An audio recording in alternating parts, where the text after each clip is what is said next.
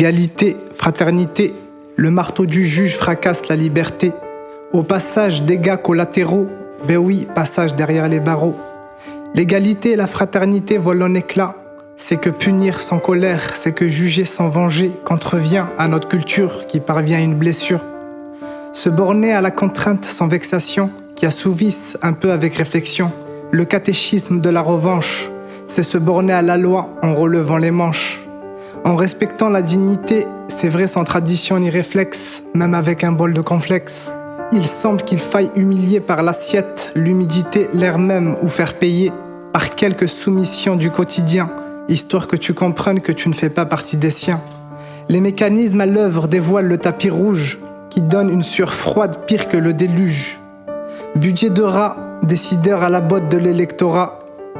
Les attitudes collectives sont idéales pour estimer la considération de l'idéal.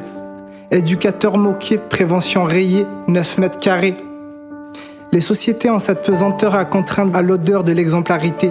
Les sociétés ont ce genre de clémence à sourire aux ministres de préférence qui louent 300 mètres carrés pour une bouchée de pain. Puis finalement ils ne sont pas si malins étant donné qu'ils se font toujours attraper par le passé. Les sociétés ont ce genre de paradoxe. Pas de justice sans inégalité, pas de frontières en justice. Les sociétés ont ce genre de lucidité. Il faut savoir se voiler la face pour limiter la casse. Les sociétés ont ce genre de pudeur, toujours sans rancœur. Faire mal en murmurant pour oublier. Le contraire d'oublier n'est pas de se souvenir, mais de venir dans ces 9 mètres carrés de lucidité froide, de pudeur violée, de fatigue de l'autre, de sociabilité exaspérée, d'impossible soi. Vous l'avez compris, bienvenue chez moi.